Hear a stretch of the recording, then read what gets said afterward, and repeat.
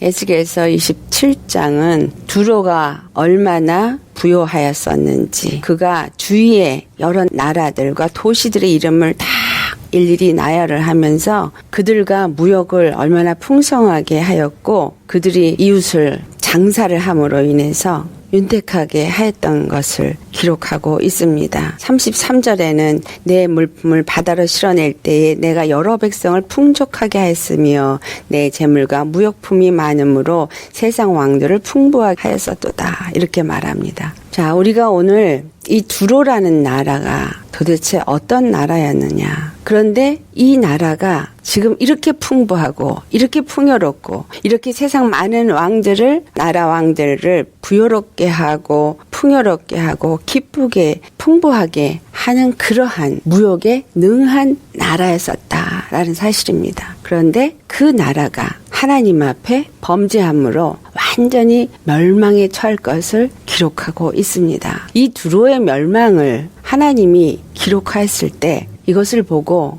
고소하다. 참으로 저들이 부요하고 풍요하고 정말 부강한 나라였었는데 저렇게 멸망했구나. 그리고 우리로 하여금 기뻐하라고 이것을 기록한 것이 아닙니다. 이 성경에서 하나님이 우리에게 알고자 하시는 것은 첫 번째, 하나님은 유대인뿐만이 아니라 이방인들도 그의 통치권 안에 있다. 그의 권세 아래 있다라는 사실입니다. 그것을 어디서 말하고 있느냐 하면 이 두로가 3절을 보면 말하기를 나는 온전히 아름답다. 그들이 모든 것이 너무나 풍족해서 스스로 기뻐하고 스스로 자만해서 나는 온전히 아름답다라고 자기 스스로를 굉장히 자랑스럽게 생각했어요. 그런데 4절을 보면 주님이 뭐라고 말하냐. 내 땅이 바다 가운데 있으며 너를 지은 자가 내 아름다움을 온전하게 하였도다. 너를 지은 자가 너를 아름답고 온전하게 하였다. 무엇을 말합니까? 네가 아름다운 것도, 네가 온전하다고 생각하는, 온전히 아름답다고 생각하는 것은 너를 지으신 네가 너로 하여금 온전히 아름답게 하였기 때문이다. 네가 스스로 자랑할 것이 없다라는 것입니다. 우리는 분명히 알아야 할 것은 하나님은 우리를 세우시고 우리에게 모든 필요한 것을 주시고 윤택하게 하든 윤택하게 하지 않든 그 모든 것이 주의 손으로 말미암는다라는 것을 알아야 합니다. 왜냐하면 그것으로 말미암아 하나님이 이루고자 하시는 일을 이루기 위해서 그 모든 일을 하신 것이다 라는 것입니다. 이 두로에게 풍요롭게 하고 부요하게 한 것은 하나님이 그 뜻을 이루기 위해서 그들을 풍요롭고 온전히 아름답게 모든 것을 세우신 것입니다. 이스라엘 나라와 무역을 했었던 것을 오늘도 여기서 말하고 있죠. 17절에 유다와 이스라엘 땅 사람들이 그들과 무역을 했던 것을 알 수 있습니다. 그들과 교통하고 교제하며 관계를 맺었을 때 하나님은 이 두로를 통해서 더럽혀진 이스라엘 나라를 책망하고 패망하게 했지만 그 이스라엘을 더럽힌 두로를 또한 하나님은 결단코 좌시하지 않는다라는 것입니다. 두 번째 우리가 알아야 되는 것은 하나님의 심판은 유대이든 이방인이든 하나님 앞에 악을 행한 자들에게는 반드시 심판이 이른다라는 것입니다. 28장 말씀에 이 두로왕을 향해서 애가를 지을 때 그 루시퍼에 대한 얘기를 했던 것이 기록이 되어져 있습니다. 그렇다면 이 두로왕이 내가 온전히 아름답다라고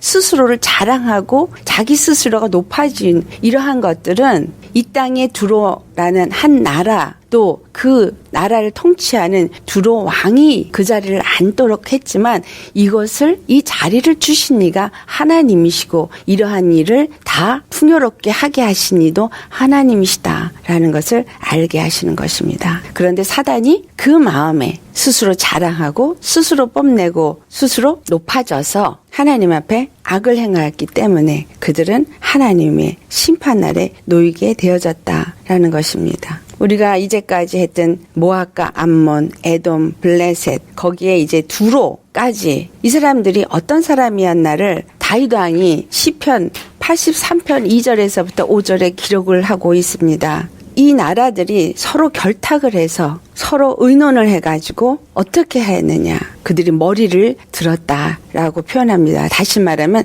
그들이 높아졌다 이 말이죠. 이스라엘 위에 높아져서 그들이 주의 백성을 치려하며 관계를 꾀하여서 서로 의논한다라고 말합니다. 그리고 4절에 그들이 어떻게 말을 하느냐 하면 이스라엘을 멸하여서 다시는 나라가 되지 못하게 하며 이스라엘의 이름을 다시는 기억하지 못하게 하자. 그들이 한 마음으로 의논하고 주를 대적하고 서로 동맹하였다라고 기록되어져 있습니다. 이스라엘을 대적한 것은 바로 주 여호와 이스라엘의 하나님을 대적한 것입니다. 그런데 하나님이 이스라엘의 하나님으로 이스라엘에서 그 이름을 거룩하게 하시기 원하셨는데 이들이 동맹하여서 그 이스라엘 나라를 무너뜨리자. 다시는 이스라엘이라는 이름이 기억되지도 못하도록 이 지면에서 쓸어버리자. 이런 말을 했다라는 것입니다. 이 두로에 대해서 스가랴서 9장을 가보면 2절에 그들은 매우 지혜롭다. 그렇게 표현하고 있습니다. 그들이 매우 지혜로워서 자기를 위해서 요새를 건축하고 3절 4절에 있는 말씀이에요. 요새를 건축하고 은을 티끌같이 금을 거리에 진흙같이 그를 쌓아놓을 정도로 부요했다. 그러나 주께서 그들을 정복하시고 그의 권세를 바다에 쳐넣으셨다. 그렇게 말하고 있습니다. 그들은 이스라엘의 은금을 빼앗아가고 진귀한 보물들을 다 빼앗아 가서 헬라 족속들에게 또는 바벨론에게 넘겨준 사실이 요엘서를 보면 3장에 기록되어져 있습니다. 또 이사야서 23장을 가면 두로에 대한 경고들이 기록되어져 있습니다. 이 두로가 하나님 앞에 악을 행한 이 부분, 여기서 반드시 알아야 될 것은 하나님은 세우시기도 하고 무너뜨리기도 하시는 분이시다라는 거예요. 풍요롭게도 하시지만 멸망케도 하신다는 분입니다. 그런데 이것을 사단은 그들을 속여서 그들이 스스로 높아지고 스스로 자랑스러워하고 스스로 의롭다 하려고 하는 자로 만든다는 사실입니다. 예수님이 이 땅에 오셨을 때 부자의 비유를 여러 번 들으십니다. 누가복음 12장에 비유를 하는 것이 나옵니다. 16절에 보면 한 부자가 있는데 그 밭에 소출이 풍성했다. 그래서 그가 19절에 그 영혼에게 말하기를 내 영혼에게 이르되 영혼아 여러 해 쓸 물건을 많이 쌓아두었으니 평안하 쉬고 먹고 마시고 즐거워하자. 지금 이 두로와 같은 의미를 지금 말씀하고 있습니다. 내가 부유하고 내가 풍요하고 내가 소출이 많고 이제 내가 부유해졌으니 이제 먹고 쉬고 놀자. 스스로 굉장히 자만해진 모습을 나타내고 있습니다. 그랬을 때 20절에 하는 말씀입니다. 하나님이 그에게 이르시되 이 어리석은 자여 오늘 밤 내 영혼을 도로 찾으리니 그러면 내 준비한 이 모든 것이 누구의 것이 되겠느냐라는 말씀을 합니다. 네가 아무리 많은 것을 쌓아놔도 한순간에 하나님이 내 영혼을 취해버리면 그것은 아무 의미가 없다라는 것입니다. 두로가 아무리 강성하게 풍요했다 할지라도 하나님이 그들에게 심판을 내리실 때 그 바다에 그 모든 것을 쓸어 넣을 때 그거는 아무것도 아닌 한순간에 한낱 꿈처럼 거품처럼 지나가 버리는 것이다 라는 사실입니다. 내 영혼을 취한다는 얘기. 그 말은 무엇을 말하냐? 내 영혼이 생명을 얻는 것이 중요하냐? 아니면 영원한 멸망에 처하는 것이 중요하냐라는 것을 말씀하는 것입니다. 내가 이 땅에 풍요하고 부유할지라도 영원한 멸망에 처한다면 이 땅에 부유한 것은 내게 아무 유익을 주지 않는다라는 것입니다. 하지만 이 모든 것이 주께로 말미암았다고 주님을 온전히 섬기고 믿는 믿음의 삶을 산다면 그 믿음이 너로 하여금 영생에 이르게 하기 때문에 이 땅에 부요를 얻지 않든 그 모든 것이 하나님 앞에 유익하다. 그것을 누가복음 16장 19절 20절을 보면 그 이후로 계속 말하고 있어요. 한 부자가 있는데 그는 자색 옷을 입고 고운 베옷을 입고 호화롭게 즐겼다. 그런데 그 나사로라고 하는 한 거지는 헌대가 그냥 온몸에 가득하고 그의 부자 집 대문 앞에서 그 버린 것들을 주워 먹고 개가 와서 할 때 그런 비참한 상황이 되었다라고 예수님이 말씀하셔요. 이것은 두로와 이스라엘 상태를 우리가 비유해서 생각해 볼 수 있습니다. 두로는 부유하고 강성해지고 이스라엘은 패망에 처해져서 고통하는 가운데 있죠. 하지만 죽었을 때 거지 나사로는 아브라함 품에, 이 부자, 정말 이 호화로운 삶을 즐겼던 이 부자는 음부에 떨어진 사실이 기록되어져 있습니다. 그들이 아무리 살아나려고 해도 살아나올 수가 없습니다. 그것을 기록하고 있는 것이 이 부자가 그 아브라함에게 구합니다. 내게 형제가 5이 있는데 그들에게 가서 이 음부에 대해서 좀 얘기 좀 해 주시옵소서. 오늘날 천국 지옥 갔다 왔다고 간증하는 분들 많이 있습니다. 그 천국 지옥 간증을 듣고 과연 얼마나 많은 분들이 정말 하나님을 온전히 믿고 천국에 이를 수 있을까? 하나님의 은혜는 천국과 지옥이 있다는 것을 보여주시고 그리고 증거하게 하십니다. 하지만 오늘 이 누가복음 16절 말씀을 볼 때 아브라함이 그 부자에게 말씀합니다. 모세와 선지자들이 있으니 그들에게 들을지니라. 이게 무슨 말인가? 그러면서 30절에 말씀하시기를 아버지 아브라함이여 만일 죽은 자에게 그들에게 가는 자가 있으면 회개하리이다 이렇게 말을 해요. 그러니까 다시 31절에 말하기를 모세와 선지자들에게 듣지 아니하면 비록 죽은 자 가운데서 살아나는 자가 있을지라도 권함을 받지 아니하리라 말합니다. 무슨 소리예요? 모세는 율법을 대표하고 선지자들은 오실 예수 그리스도에 대해서 말한 것을 말합니다. 구약은 모세의 율법서와 선지서들과 시편으로 기록되어졌는데 누가복음 24장 44절에 이 모든 것들은 나에 대해서 기록한 것이다. 예수님에 대해서 기록한 것이다라고 말하고 있습니다. 율법 앞에 서서 죄를 깨달으고 그 죄 때문에 죽게 되어졌을 때 짐승의 피를 흘리고 그 대속제물로 인해서 죄사함을 얻게 되어진다라는 것은 율법이 가르쳐주는 것입니다. 그리고 선지자들은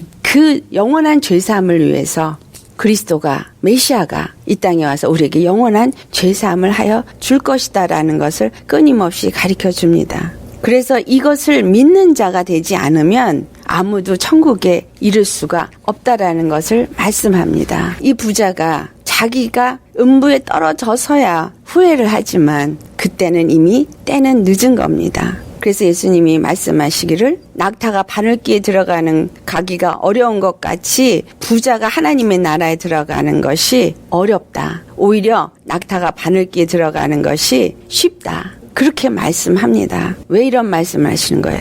부자는 자기 돈을 의지하고 자기 부요한 것을 의지하고 예수님을 필요로 하지 않기 때문입니다. 예수님이 이스라엘에게 나타나셨을 때 나는 죄인을 부르러 왔다. 또한 나는 의원이다. 병자들은 의원이 필요하지만 아프지 않은 자들은 의원이 필요 없고 죄인들은 그리스도가 필요하지만 의인이라고 생각하는 자들은 그리스도가 필요가 없다라는 것을 말씀합니다. 예수님이 오셔서 많은 환자들을 고치셨습니다. 눈먼 자, 귀먼 자, 중풍병자, 안진뱅이들을 건지셨습니다. 오늘 우리가 생각할 때 나는 육체도 건강하고 나는 물질도 풍요하고 나는 부족함이 없다. 예수님이 나한테 복을 주셔서 이렇게 내가 모든 것이 풍요하다. 그렇게 말하실 수 있겠죠. 하지만 내가 풍요할 때 혹여라도 내 영적인 눈이 멀어서 이 시대를 분별하지 못한다면 내 귀가 멀어서 하나님의 말씀을 온전히 듣지 못한다면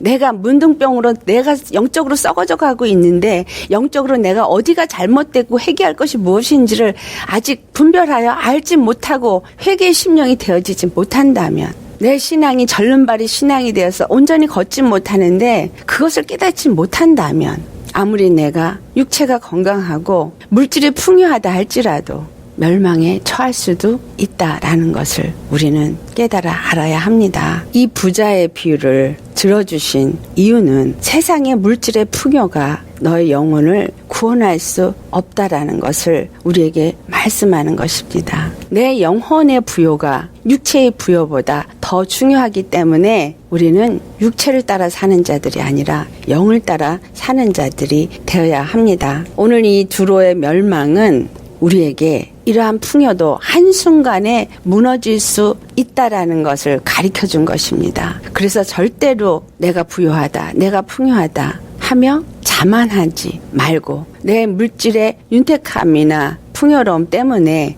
믿음에서 떠나는 일이 있어서는 안 된다라는 것. 그것을 가르쳐 주는 것입니다. 이 세상이 지금 물질 만능주의가 되어져 있습니다. 그래서 돈이면 못할 것이 없다. 그리고 세상의 즐거움을 위해서, 세상의 정말 쾌락을 위해서, 돈을 벌기 위해서 아무렇지도 않게 윤락생활을 하는 여자들이 늘어나고 있다고 말합니다. 자, 이와 같이 물질이 주인이 되어지는 이 시대에 우리가 살고 있는데 과연 나는 그렇지 않은가 우리 자신을 봐야 합니다. 나는 목사인데, 그런데 내 심령 안에 만약에 물질과 어떤 부여와 풍요를 추구하고 있다면 두로와 다를 것이 하나도 없다라는 것입니다. 26절 27절을 보면 내 상공이 너를 인도하여 큰 물이 이르게 하며 동풍이 바다 한가운데서 너를 무찔렀도다. 내 재물과 상품과 바꾼 물건과 내 사공과 선장과 내 배의 틈을 막는 자와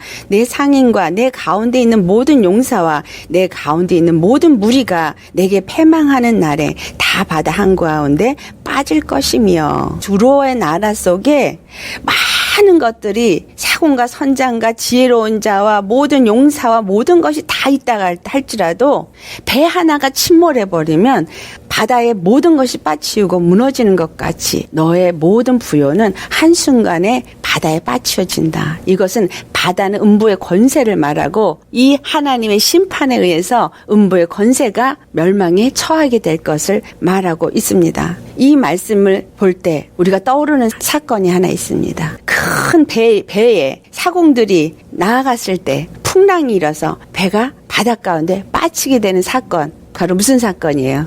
요나의 사건입니다.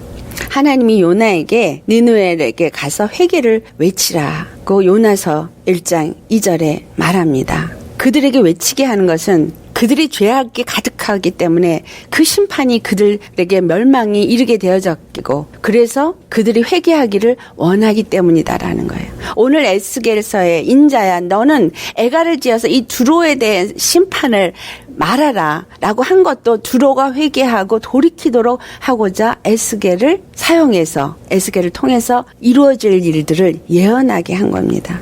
그런데 이 요나가 하나님이 시키시는 일을 원하지 않았어요. 그 니느웨는 멸망해야 마땅한 곳이라고 생각해서 그가 다시스로 가는 배를 타고 도망을 합니다. 그랬을 때 이 다시스는 바로 두로와 그 무역하는 곳이죠. 요나가 말씀에 순종하지 않고 내 생각으로 다시스로 간 것은 바로 그의 율법적인 마음 때문입니다. 율법은 뭐예요? 정죄하고 참소하고 판단하는 거. 그런데 그것을 누가 사용을 하냐? 마귀가 사용하는 거예요. 내 안에서, 그 요나 안에서 그것을 사용해서 그 니느웨는 멸망을 받기에 합당하다. 하나님의 뜻은 니느웨가 회개를 하고 돌이켜서 심판에 이르지 않기를 원하는데, 요나는 그가 심판을 받기에 마땅하다고 정죄했기 때문에 그들이 회개하는 걸 원치 않아서 그곳에 가지 않고 다시스로 가는 배를 탔다라는 거예요. 우리 심령도 이와 같은 심령을 가진 적이 있다면 이것은 바로 마귀에게 속아서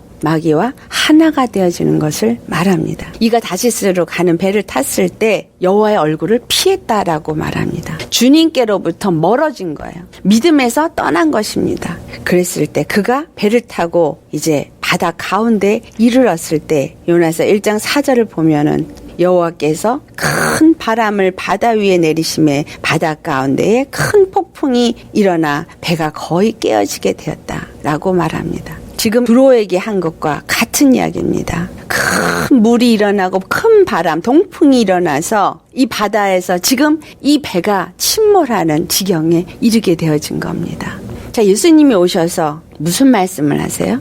이 악하고 폐역한 이 세대가 표적을 원하지만 나는 선지자 요나의 표적밖에는 보일 표적이 없느니라. 마태복음 12장 39절, 또 다른 곳에도 많이 기록되어져 있죠. 사복음서요. 그런데 예수님이 왜 내가 보여줄 표적은 요나의 표적밖에 없다고 하시느냐.